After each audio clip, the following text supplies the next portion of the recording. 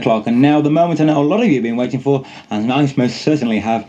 Major Lance live from Chicago Transatlantic. Hello, Major. This is Dave Evison calling you from Signal Radio in Stoke-on-Trent, England. Hey, Dave, how you doing? I'm fine. Lovely to hear from you, loud and clear. I'm delighted that you can join us tonight on a programme that is celebrating 15 years since the first all-nighter at the Torch. What are your memories of the old club? I had a good time, that was one thing, and the kids were so responded so there, and I think that's one of the times out of my career that I would never forget. You know, everyone there seemed to enjoy themselves, and it was like we were making history in the music business. And especially on that night in December the 5th, 1972, when you recorded an album for Contempo Records live at the Torch. What about that particular night? What memories does that give you? Well, I remember, the most important thing was I got about 4 or 5 standing ovations to come back, and that's something an artist never forgets. That the people want you. And that was, I think, in my career, that was the first time something like that. Matter of fact, it was 6 standing ovations. That was the first time that ever happened to me. And that's something that you would never forget. They kept calling us back. It was standing ovation. They wanted more and more, which was lovely. That was a sound that comes in your ear that you'd never forget.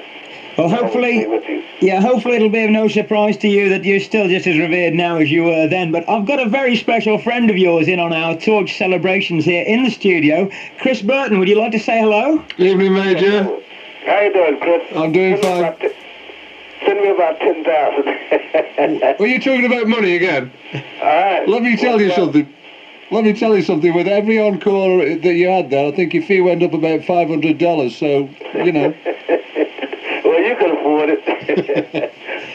It's nice hearing from you again, Chris. I'm looking forward to seeing you pretty soon. Yeah, I'll be speaking to you next week anyhow, Major. Thank you. That's something I think that they're not letting us in on just yet, but you never know, we might be this side of the Atlantic. You won't comment on that just yet because I think something's being done, not actually being finalised yet, so we won't get onto that just yet, Major. Currently, the 60s soul sound is enjoying huge success throughout the UK. Does this surprise you?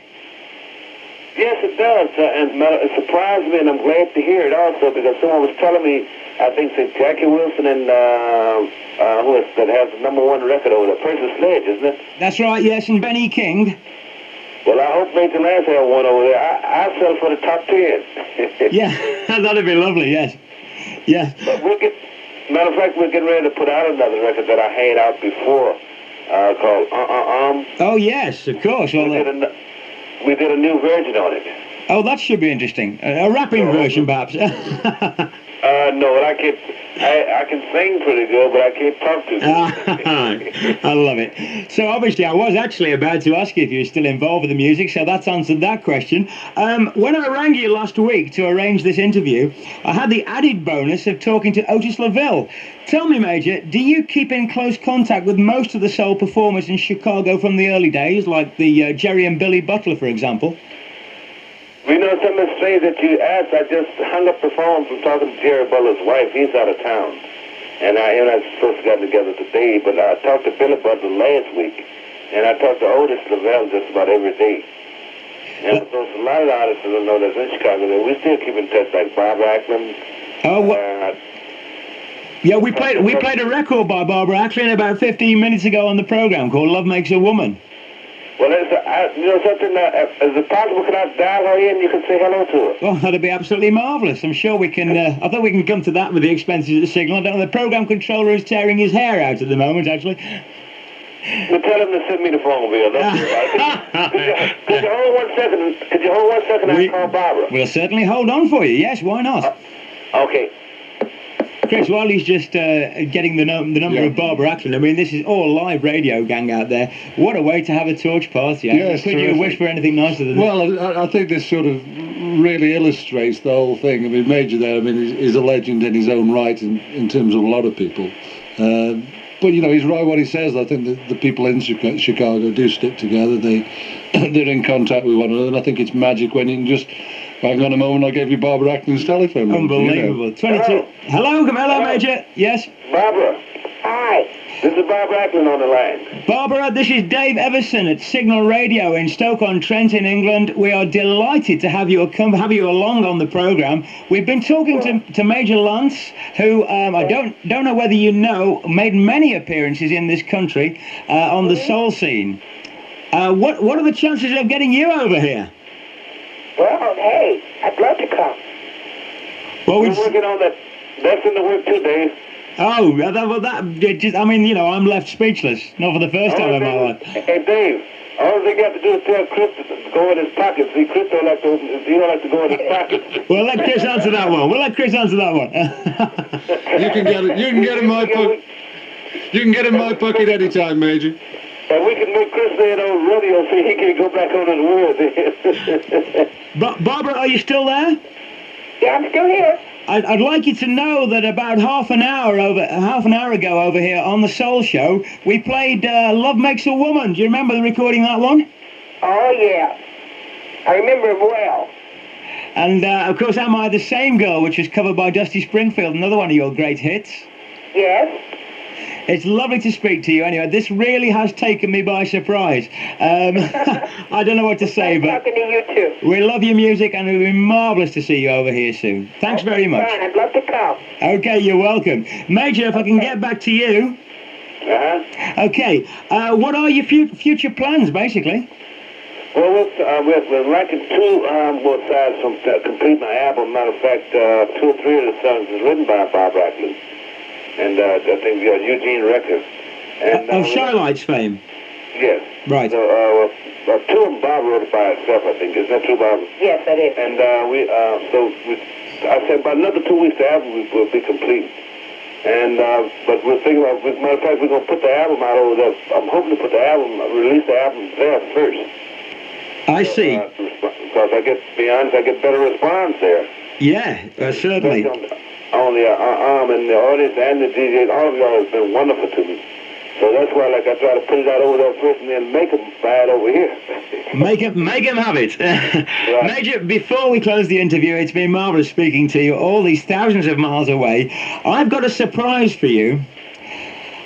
We have in our possession, not 3 feet from us all, because there's 4 DJs here as well, and Frank Elson, you probably remember him from Blues and Soul, he's here. Right.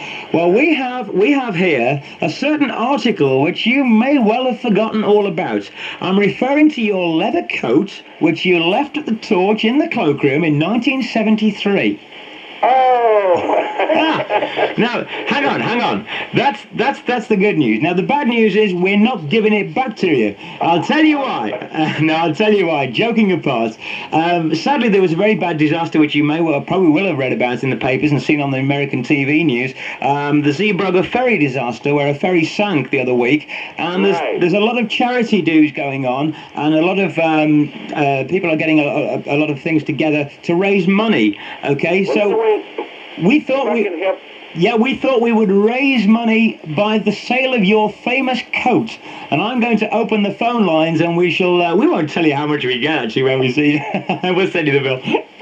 Well, tell the highest bidder, I said, that whoever bids for Lawrence's lady, when I come there, I'll be glad to take him to dinner, but no men. I won't take no men to dinner. Let me get this right. When you come to England, you would like to take them to dinner to the person who buys your coat. In a limousine, compliments me from Chris Burton. Well, I reckon we should get 3 figures for that, if you people out there are listening. That is a date with Major Lance, a dinner date, if you buy his coat, and all proceeds will go to the Zeebrugge ferry disaster. Major, we've got to say goodbye this time. We couldn't have done this without you. The whole Torch anniversary is built around you. You were Mr. Torch, and many thanks for some great performances over the years. Okay, David, I would like to also say that if I can come over, do anything to raise money, I'll be glad to come. That's lovely. Anything I can do to help, and I'm sorry that happened. And tell all the family I have my deepest sympathy about it, Matter of fact, I was on that fleet once, wasn't we, Chris? We were on that. We went to Belgium on there. Yeah, when we did that Belgium tour, we were on that very same ferry. Right. So if anything I can do to help you, I'll be glad to. That is a lovely sentiment, Major. And we must end the interview there. It's been marvellous speaking to you. Look forward to seeing you this side of the pond, as we say, in the not too distant future. Thank you very much. It's been my pleasure. God bless. See you, Major.